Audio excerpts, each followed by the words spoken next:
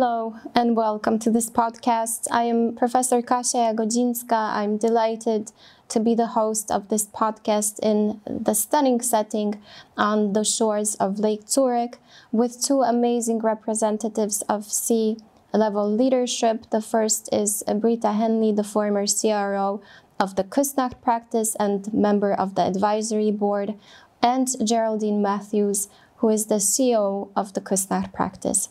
We are here to discuss and explore some of the topics around leadership, specifically with the focus and an exchange on our experiences, the challenges that we face, the advantages and disadvantages, and the opportunities, and many more exciting topics. Ladies, it's a pleasure to have you here. I'd like to start the discussion with exploring and exchanging what are some of the main challenges that you faced in your leadership roles, and how have you overcome them? I think that the differences sometimes between people and their characters is often challenging, and you can often find some of those things are what make it complex to move into leadership roles, and particularly with women who are seen as emotional creatures and caregivers from the start, right? In the history, this is how we see women. I actually personally believe those are great strengths for the leadership positions, and that we have to learn to be able to showcase them in a way that people will really want to work with women more, and that organizations can understand that having women at the helms of company are, how you can really get culture change, how you can really develop a culture which is empathetic and caring. And those are not, for me, words of weakness. And these are some of the confusions I think that we see still today. That's fantastic. I love that you highlight the fact that leadership is all about people and the personal connection, which is one of the amazing and most important strengths that you can bring: the empathy, the understanding, the bond between individuals. Britta, is that also your experience? I think it even starts a little bit earlier when we have, especially women applying for leadership roles, right? So there are some studies and research on that. If you as a woman, you apply for a role, you want to tick all the boxes. Men just think, okay, I can negotiate this part, and that is already when it starts. And there are also many women I have met, they didn't want to be in this kind of leadership role because it's a different animal, I have to say, and also it's a different responsibility. And that's not made for everybody. I agree completely.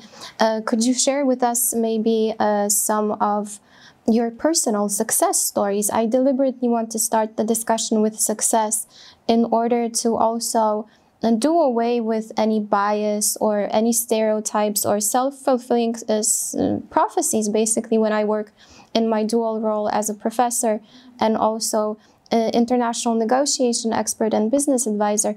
A lot of young leaders or aspiring leaders or leaders that are climbing up the corporate steps, they say that they're facing a lot of personal challenges. They have a lot of,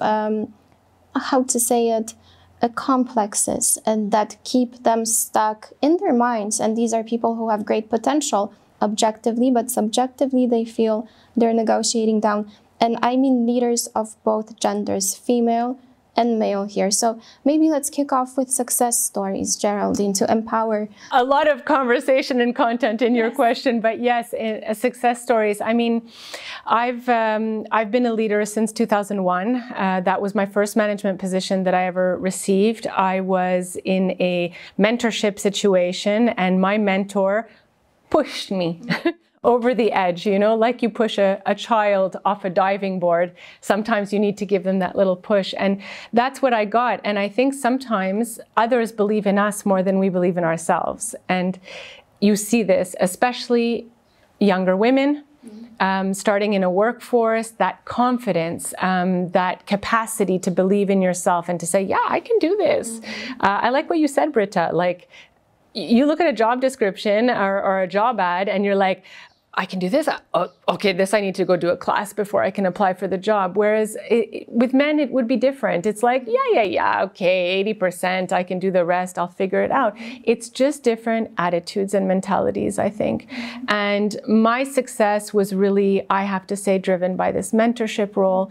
I have tried throughout my career, I've been in healthcare my whole life, so really very high percentage of women, and had the chance to mentor many young people, and also not so young people. Sometimes it depends where you are in your life. You know, if you've had your children and you're 35, and that's when you're ready to take next steps. And sometimes you want to do it early and have your kids in between, which is what I did.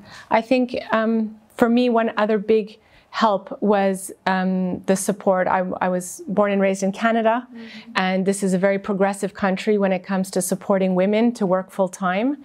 I was, off for some time with my young kids, but I worked full time my entire career throughout, and that was a big support.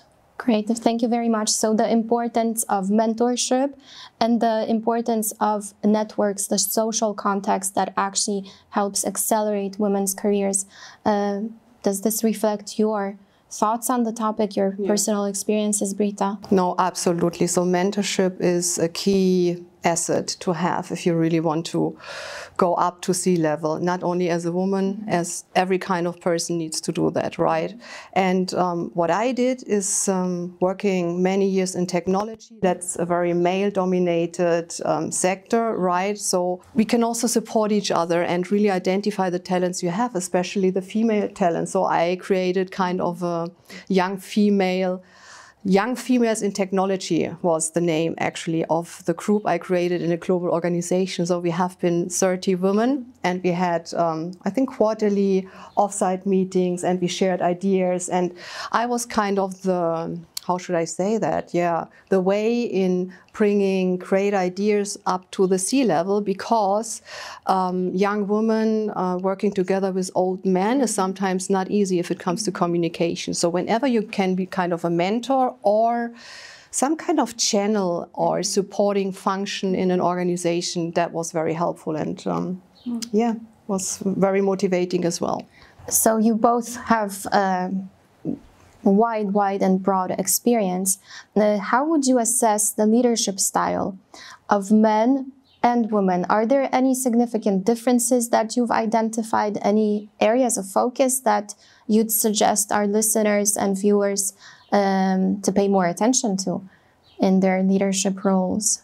I think there's a lot of bias that needs to be addressed, but generally speaking, there is no difference. If I'm a man or a woman, we need to do the same to get to C-level. We need to get mentors, you need to be highly educated. There's continuous learning, what's going on in the market, what's going on in the business. But generally speaking, there's not a difference. If you look on the paper, yes, there is a difference. There's a difference in salaries. There is a difference in underlining bias in the background that can stop some kind of promotions. But there's also something like misunderstanding, right? Because sometimes I'm thinking, you are thinking in a certain way, you have assumptions, and it's just not true. So there's a lot of communication required as well to go into the same direction. But yeah, and sometimes in some companies it's more, in others it's less, right?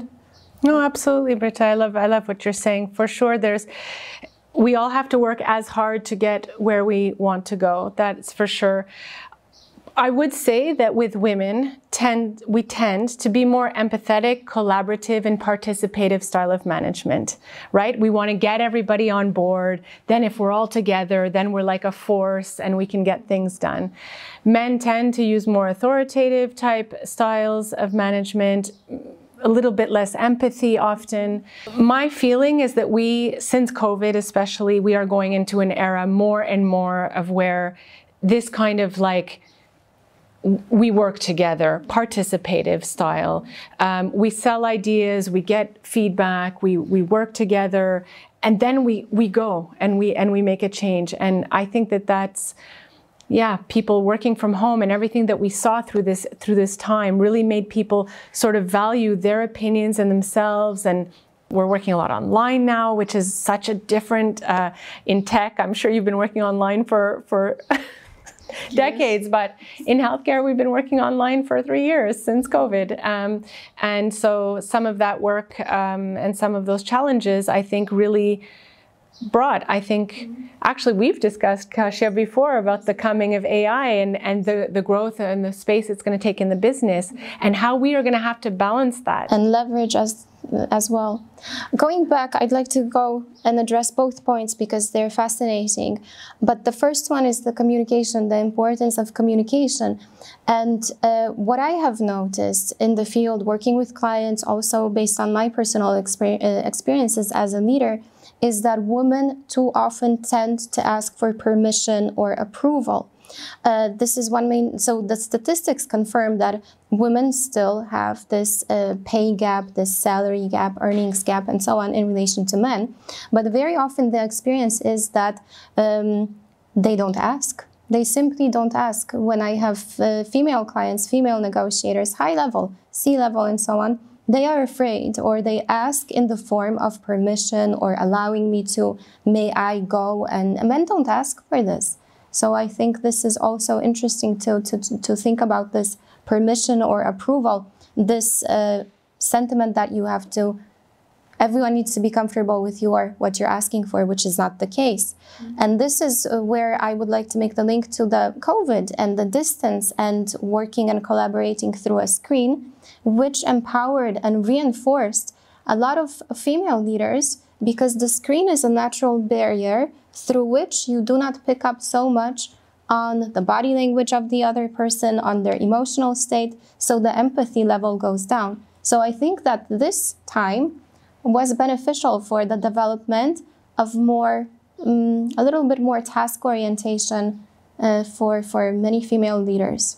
Absolutely. Yeah, but in a hybrid or like remote work setting, you need to manage and lead in a totally different way. Definitely. Yeah, it's about setting clear targets. We had also implemented virtual coffee breaks, but it requires actually a lot more communication than just being in the office and work together. But I agree, yes, you need to have this kind of also adaptive leadership style, and then you go with it, and that's different because every team is different, every person is different. Exactly. And that's why they all need also a different leadership style, right? And then you need to find your way, how you lead and how you manage people. Are they mainly working from home, part-time workers? Yes. Yeah, so it's complex. It's not so easy sometimes.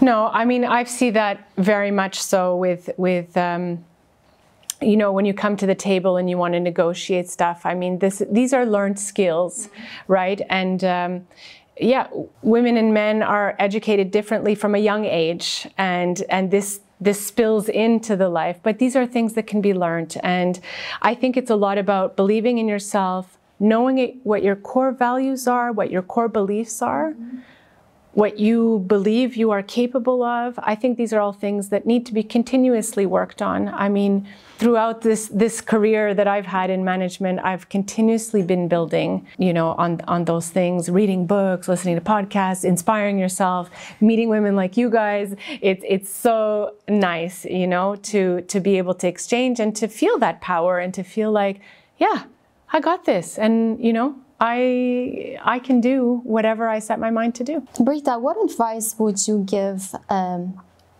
developing young, aspiring, but not just, I don't want to just talk about the young ones, but aspiring people who are developing in their leadership roles? First of all, I think you really need to know what you want to do. You need to have clear objectives and targets for your career planning so that you have at least a good direction where you want to be.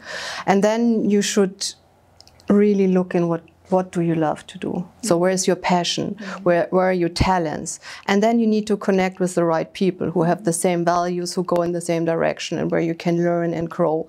I think it's very important to have this kind of mentorship, what you discussed, Geraldine, but also to find your purpose, your why. For me, it was always healthcare, and has always been my whole life. I'm working in healthcare. Started in a hospital, ended up in technology, and now for the Kusnacht Practice, right? And I just love it. I love to help people.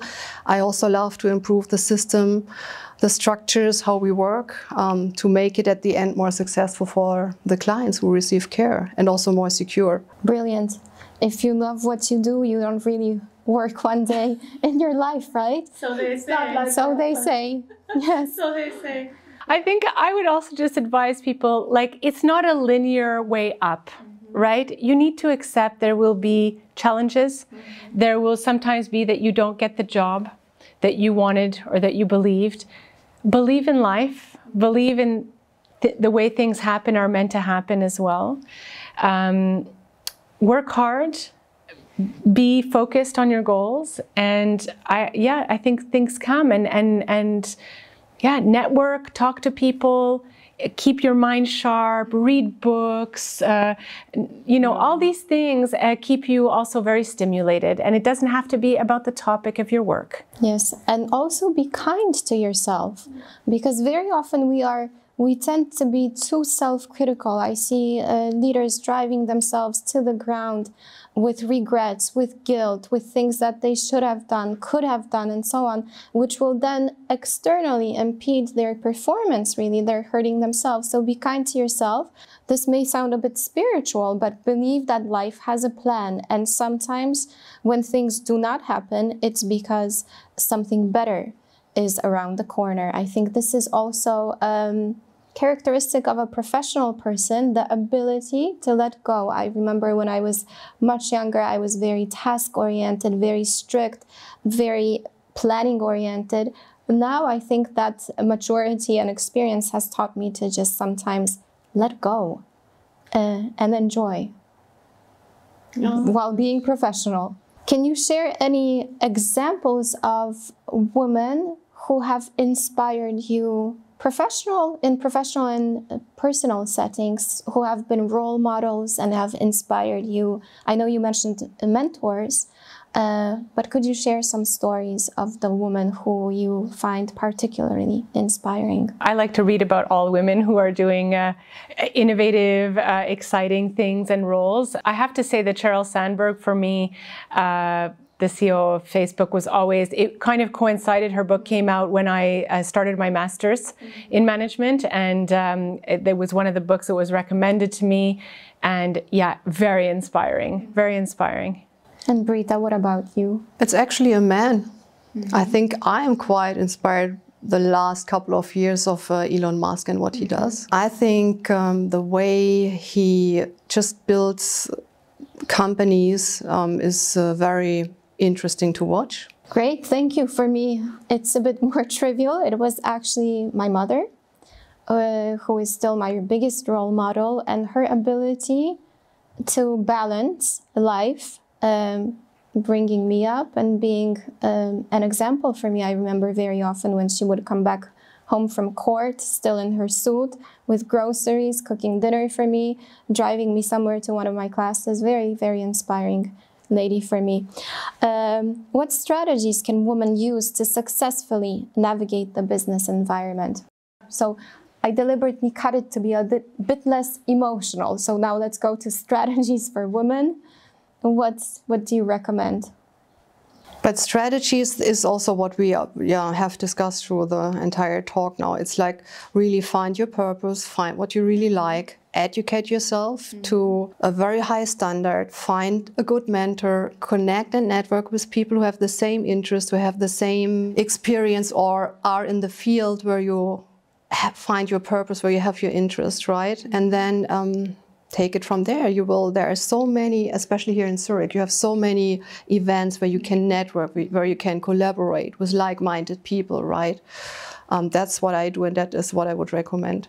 Great, thank you, Britta. And Geraldine, what about you? Like Britta said, we can, also create groups at work. I think there's nothing like the power of sharing, of talking together, of building something together. And if you're trying to shape strategy and you're trying to move towards, understand what's happening in the company, understand, where you're trying to go.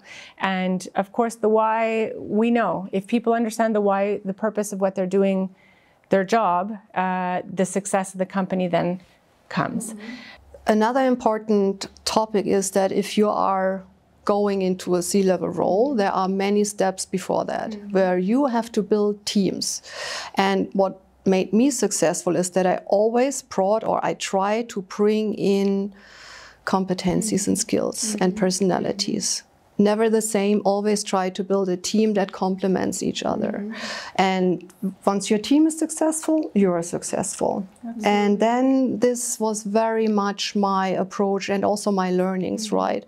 Don't look at age, don't look at gender, just look at the talent that you need in this moment. This is very refreshing. What needs the team to execute on the strategy, to execute on the business? This is very refreshing. I'm very happy you said that, because years back, when still less women used to be in C positions, in leadership positions, and there used to be this myth, probably related to the numbers themselves, that women do not help other women because it took a lot of effort, it took a lot of competition to get to the top, and hence they are very protective.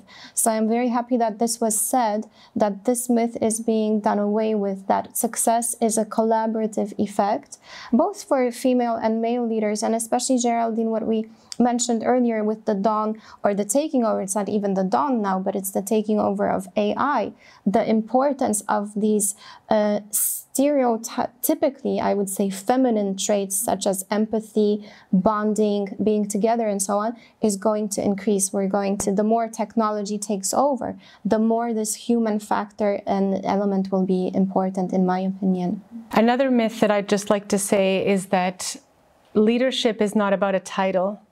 And sometimes people strive very hard to get that title. I want to be a head of, I want to be a director, then I want to be a chief. And the thing is that leadership needs to be exercised, and you need to show that. And that is leadership in itself. Whatever position that you're holding, you should be continuously just showing leadership to your peers. Being there for them, asking questions. How are you doing today? How's everything? I see you're quite busy. Is there anything I can help you with? Those kind of things are what will bring you on your ladder in your career. My final remark on leadership is that I had a very motivational leader and also mentor. And he told me, look, Britta, if you want to be a good leader, you need to make yourself redundant. And I think that says it all. That is very smart advice. Yeah. And Geraldine, what about you? The thing is, it's counterintuitive, right? Once you understand that, it's great. But I think most people, and what we have seen in history in leadership, is people do everything to hang on to their jobs and kind of shy away. But I think that that's a really good inspirational thing you were told.